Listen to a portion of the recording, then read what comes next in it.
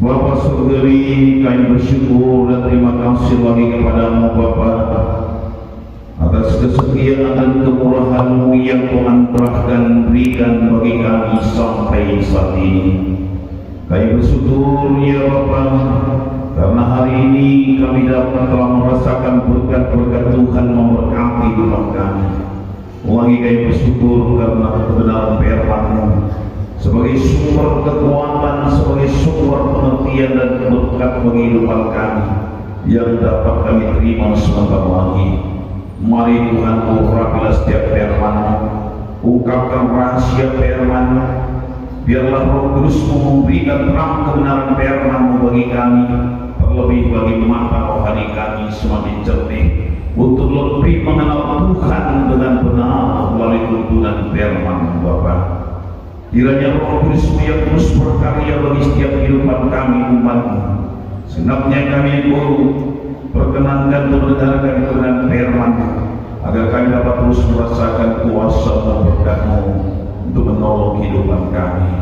Terlebih Engkau yang merapi hamba-Mu dan memperlengkapi hamba-Mu juga Tuhan, untuk menyampaikan segala kehendak Bapa dalam umat-Mu senapnya pada hari ini, agar dimanapun umat-Mu baik yang ada dalam gereja ini, di tempat-tempat yang lain mengikuti live ataupun siaran tunda Tuhan, Tuhan tetap menyatakan kuasa-Mu untuk menolong mereka, karena kami percaya kuasa firman-Mu begitu dahsyat Tuhan untuk memberkati kami senapnya. Bungkus dulu rapat kami semua dalam Yesus saja. Haleluya, haleluya, amin. Puji Tuhan, supaya kasih dalam Yesus Kristus. Kita bersyukur kepada Tuhan Allah kita atas segala kemurahan dan kasih setia Tuhan yang Tuhan telah berikan nyatakan kepada kita sampai saat ini. Saudaraku, sebagaimana minggu yang lalu kita telah mendengarkan kebenaran firman Tuhan yang menuntut saudara saya untuk dapat terus bertindak untuk meraih kemenangan dalam banyak-banyak percobaan itu. Hari ini mari saudara terus jalan kebenaran firman Tuhan. Salah satu hal yang memberikan satu kemampuan bagi saudara saya adalah bagaimana kita terus bersandar kepada Tuhan, bergantung sepenuhnya pada Tuhan, kepada kuasa Tuhan. Dalam diri kita sendiri kita mampu, kita tidak dapat melakukan satu apapun, tetapi kuasa Allah itu yang begitu dasar, yang dapat menolong kehidupan saudara dan saya, yang dapat terus memberikan kemerdekaan yang sempurna bagi kehidupan kita. Tetapi kadang-kadang saudaraku, masalah yang sering terjadi adalah sebagai orang Kristen, orang percaya, banyak yang belum mengenal bagaimana kedasatan kuasa Allah itu sendiri. Maka hari ini dalam judul khotbah ini saya beri dengan judul Kenal Tuhan dengan Benar. Kalau saudara saya mengenal Tuhan dengan benar, maka kita terus akan lebih yakin, percaya akan kuasa Tuhan yang menyelamatkan hidup kita. Mari saudara kita baca hari ini di dalam buku Efesus pasal 1 ayat 17, mulai kita bacakan. Efesus pasal 1 ayat 17 sampai dengan ayat yang ke-20 saja. Ya. 21. Efesus 1 ayat 17 sampai 21. Sebagaimana biasa yang kita lakukan, hari ini juga kita buat sebagai ayat yang pertama ayat 17, saya yang bacakannya, 18 nanti saudara semua dengan serentak membacakannya. Saya mulai dari ayat yang 17. Dan meminta kepada Allah Tuhan kita Yesus Kristus yang itu Bapa yang mulia itu, supaya Dia memberikan kepada roh hikmat dan wahyu untuk mengenal Dia dengan benar.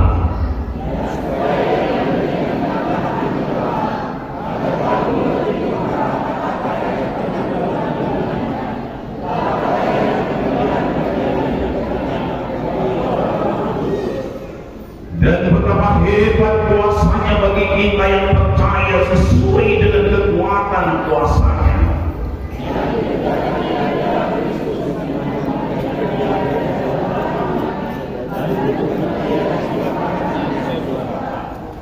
jauh lebih tinggi dari segala pemerintahan dan penguasa dan kekuasaan dan kerajaan. Dan tiap-tiap nama yang dapat disebut bukan hanya di dunia ini saja, melainkan juga di dunia yang akan datang. Haleluya. Saudara kekasih dalam nama Yesus Kristus, memang sepanjang saudara saya hidup dalam dunia ini, dalam perjalanan iman kita, saudara saya tidak akan pernah berhenti untuk menghadapi masalah, tantangan, problema. Saudaraku, kita harus sadar bahwa ada kuasa-kuasa yang tidak kelihatan, yang berusaha merusak iman kita, kepercayaan kita, pengharapan kita, terlebih kesatuan iman kita dan kesucian. Siapa itu? Yaitu pemerintah, penguasa roh jahat yang ada di udara. Itulah sebagai selalu yang berusaha untuk menghambat, menghalangi kita. Roh jahat ini selalu sangat berkuasa, sangat licik, dengan senjatanya adalah dusta. Ya, dengan senjatanya adalah dusta. Tipu muslihat. Kalau kita sebagai manusia umumnya, saudara saya bukan tandingannya. Kita tidak mampu, saudara, untuk melawannya. Ya, kita tidak mampu. Dengan kata lain, dia bukan tandingan kita. Karena Yesus sendiri pun berkata, kita hanya bagaikan anak domba di tengah-tengah serigala. Mungkin ada timbul dan pikiran saudara, apakah kami tidak mungkin berkemenangan? Pasti kita menang. Pasti kita menang. Untuk itulah maka dari apa yang memberikan kemenangan bagi saudara saya, yaitu kuasa Allah kita yang dahsyat itu, kekuatan daripada kuasa Allah itu sendiri yang memberi kemenangan kepada saudara saya. Ayat 19 tadi yang kita baca, dan betapa hebat kuasanya, nyahu besar artinya kuasa Yesus Tuhan kita itu. Bagi kita yang percaya sesuai dengan kekuatan kuasanya. Kuasa Allah kita itu begitu dahsyat, saudara. Kuasa Allah kita itu begitu luar biasa. Kuasa Allah kita itu mampu mengalahkan segala masalah, problema apapun dia. Bahkan dia mampu mengalahkan maut dan kuasa iblis oleh kuasa Yesus. Rasul Paulus menulis dalam buku Korintus, hai maut di manakah sengatmu, hai maut di mana kuasa? Sengat maut telah dipatahkan oleh kuasa kebangkitan Tuhan. Untuk itu maka saudara saya tidak perlu lagi takut dalam menghadapi semuanya ini. Tetapi saudaraku, yang penting bagi saudara saya, mari kenal terus kuasa Tuhan kita ini. Kenal kuasa Tuhan kita ini. Kuasa Allah yang kita sembah itu mampu memerdekakan saudara saya dengan sempurna. Dalam buku 2 Korintus pasal 3 ayat 17 dikatakan,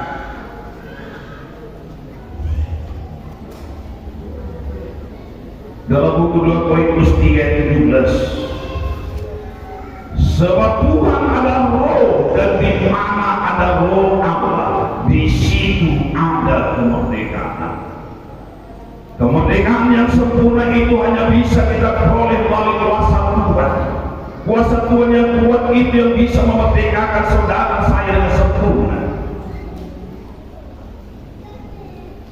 Banyak orang-orang Kristen sudah lama menjadi orang Kristen, sudah lama menjadi percaya beragama, tapi tetap tidak merdeka. Tetap tidak merasakan kemerdekaan yang sempurna. Masih tetap ada kuasa maut, tetap di bawah kuasa maut, tetap ada kuasa dosa dalam kehidupan mereka. Tapi Tuhan mau saudaraku kita sedang yang hadir tempat ini yang mendengarkan kebenaran firman Tuhan ini. Tuhan mau supaya saudara benar-benar merdeka. Kalau secara lahiriah, secara badani, secara bangsa dan negara, negara kita ini merdeka pada tanggal 17 Agustus 1945 yang lalu. Namun demikian saudara kita sadari di antara saudara-saudara kita sebangsa setanah air ini banyak yang belum merasakan kemerdekaan yang sempurna secara bernegara dan berbangsa. Saya pernah dengar berita satu kabupaten di Papua sana baru-baru ini baru ada aspal. Berpuluh-puluh tahun kita telah merdeka, tapi mereka tidak pernah berjalan di atas aspal. Berarti belum merdeka sebelumnya. Demikian saudara tunggu dalam orang-orang percaya, orang Kristen itu saya katakan, orang beragama. Udah berpuluh tahun mereka beragama, udah berpuluh tahun mendapat Kristen, udah berpuluh tahun menyebut nama Yesus Kristus, tapi mereka belum merasakan kemerdekaan yang sempurna. Tetap ada di bawah kuasa belenggu dosa dan tetap ada di bawah belenggu kuasa si iblis.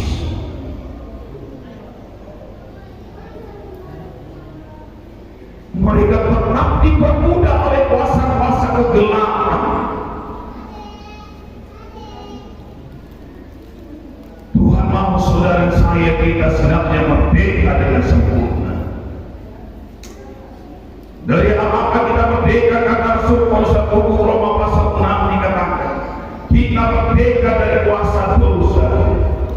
Ayat 22. Tetapi sekarang setelah kamu dimerdekakan dari dosa dan setelah kamu menjadi hamba Allah, kamu beroleh buah yang membawa kamu kepada kekudusan, dan sebaik-baiknya ialah hidup yang kekal.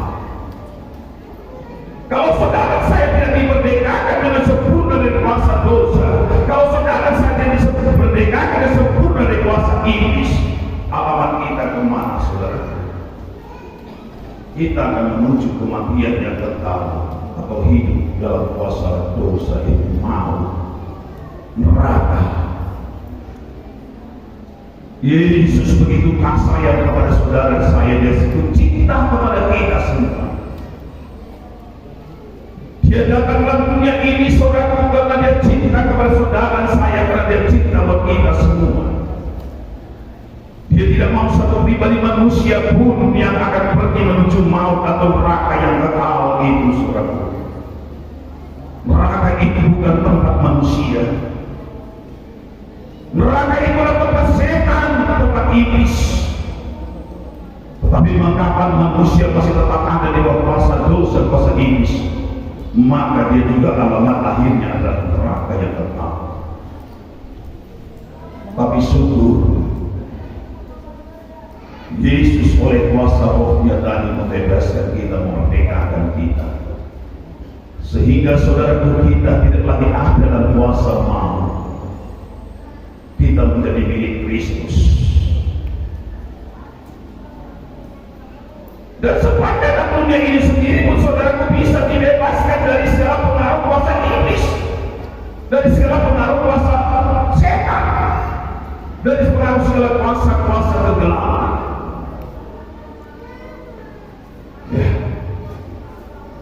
Apa yang sering terjadi di saudara di bawah pengaruh kuasa kegelapan? Ada sedikit tetap dilanda ketakutan, ada sedikit tetap ada dikuasai oleh roh-roh yang lain yang begitu mengerikan, ada tetap di bawah kuasa kutuk dosa keturunan yang tidak bebas turun-temurun sudah lama dari orang percaya, tapi tetap di bawah kutuk dosa keturunan.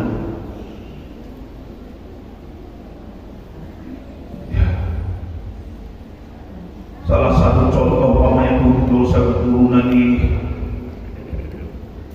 nenek moyang kita pun dulu matinya karena begitu bunuh diri, bapak kita mati bunuh diri, anak-anaknya banyak mati bunuh diri. Itu karena kutuk dosa keturunan. Ya. Ada lagi yang lain, saudara, pengaruh dosa tadi kutuk keturunan ini. Tapi yang penting kita kenal tadi kuasa Tuhan itu yang memerdekakan saudara dan saya dengan sempurna. Haleluya. Dia mampu memerdekakan saudara dan saya dengan sempurna dari segala pengaruh kuasa dosa dan kuasa iblis ini. Dia akan menjadikan saudara segenapnya menjadi anaknya, menjadi miliknya. Maka saudara kita untuk mengikut jalan Tuhan ini bukan hanya sekedar kita untuk menjadi orang Kristen, untuk menjadi masuk satu organisasi agama, tidak saudara. Tapi supaya benar-benar saudara rasakan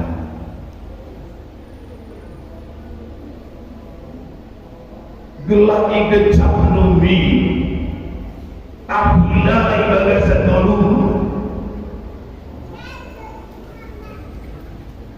Tidak hanya sekedar, tapi memang betul-betul kita rasakan satu kemerdekaan itu.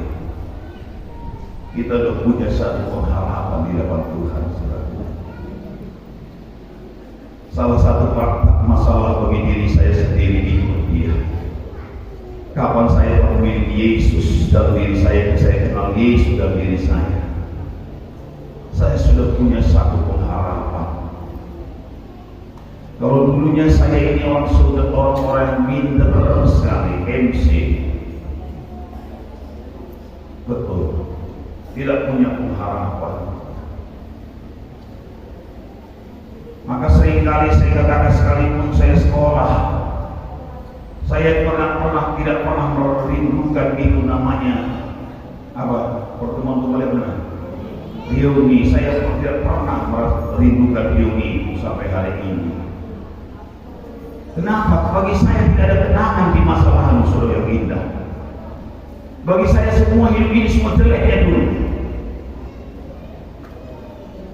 Sekalipun saya kuliah tidak ada satu pun harapan, tapi kapan mengubahkan diri saya, memberikan satu harapan kepastian dalam diri saya. Kapan Yesus telah mengubahkan diri saya menjadi merdeka, saudaraku. Saudara juga demikian. Mungkin banyak saudara dalam keputusasaan.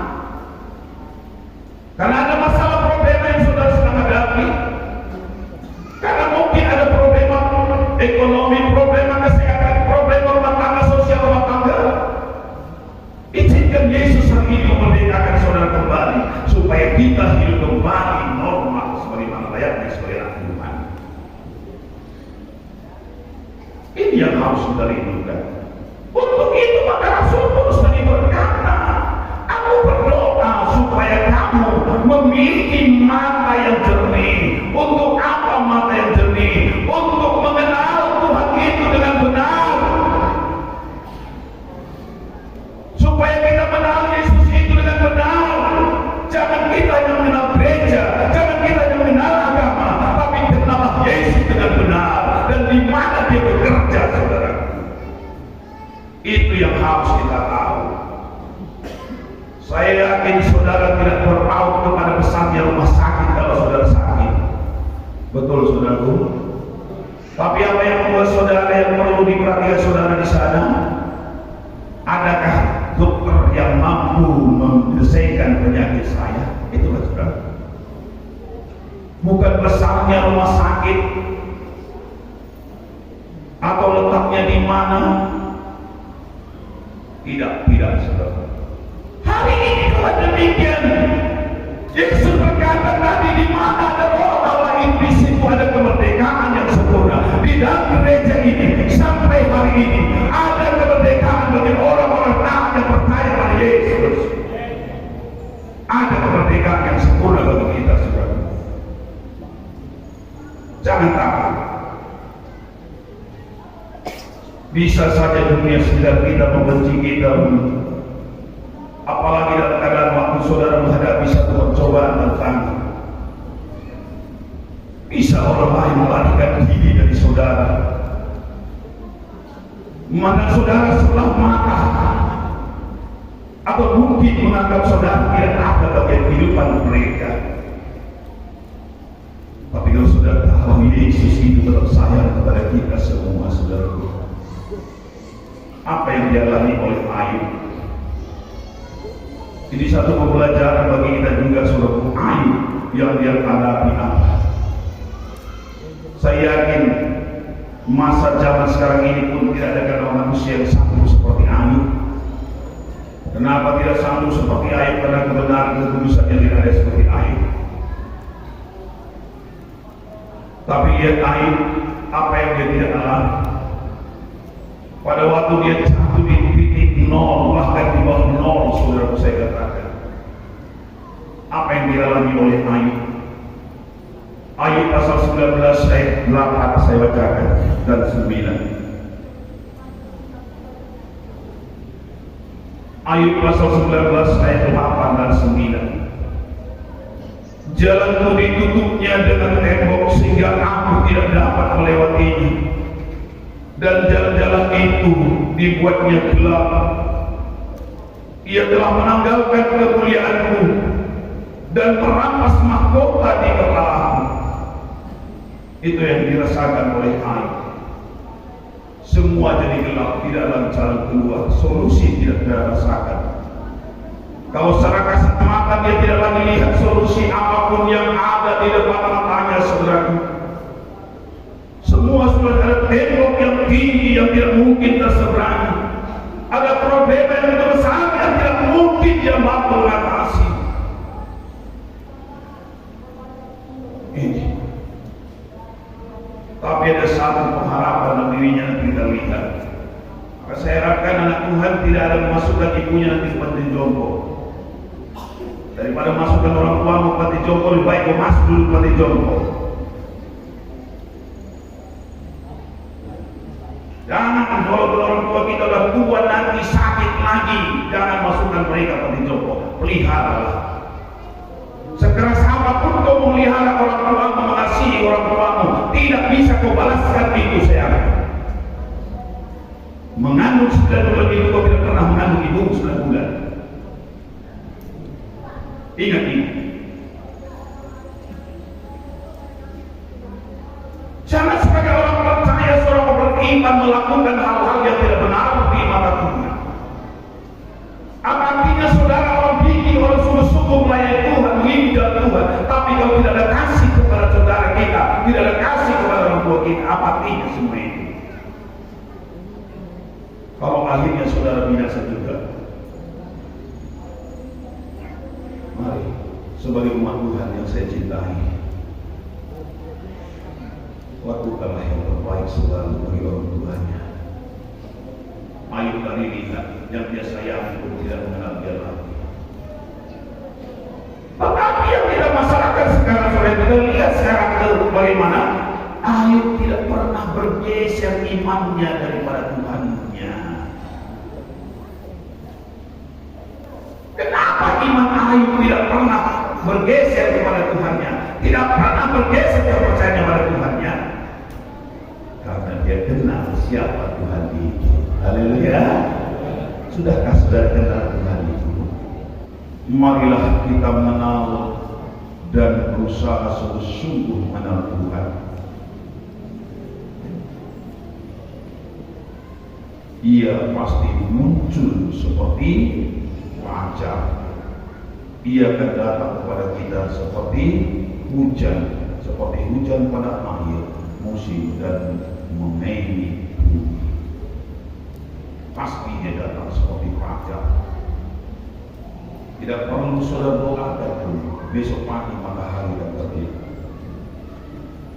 Tak perlu saudara yakin atau tidak yakin lagi, matahari besok terbit di sebelah timur.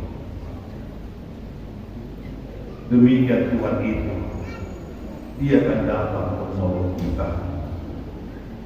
Pada waktu saat yang tepat Dia tolong kita. Pada waktu yang tepat Dia akan berikan solusi yang terbaik bagi kita. Itulah salah satu pengharapan di dalam buku 1 Korintus pasal 10 ayat 13 minggu yang lalu kita baca. Ada 3 hal yang sama. Satu, percobaan itu tidak melebihi kekuatan kita. Kedua, apa? Percobaan yang biasa. Ketiga, dia akan memberikan solusi. Dia akan datang memberikan jalan keluar. Apa yang sedang saudara hadapi, sungguh-sungguh saya mengenal Tuhan, mencari kehendak Tuhan. Mari lebih sungguh-sungguh kita. Karena itu yang diharapkan Rasul Paulus kepada sidang Tesalonika. Memang engkau telah lakukan, tapi lakukan lebih sungguh-sungguh lagi. Saya yakin banyak orang menyatakan berikan pujian kepada saudara. Rajin kali kamu ke gereja, Bu. Tak pernah saya ibu lalai ke gereja, tidak pernah absen ke gereja, mau hujan, mau petir, mau panas, bagaimanapun saya hidup. Saya lihat ibu tetap ke gereja. Benar. Walaupun demikian, mari lebih sungguh lagi dalam hal lain. Perbuatan kita, tindakan kita, tingkah laku kita, hidup kita, mari lebih benar lagi, saudara. Tidak cukup rajinnya saja, tapi mari terus bertumbuh bertambah-tambah. Nanti saudara akan lihat, kita semua akan lihat nanti bagaimana penyertaan Tuhan lebih besar lagi. Matamu akan melahap nanti bagaimana Tuhan berkarya untuk menolong kita semua. Amin, saudara.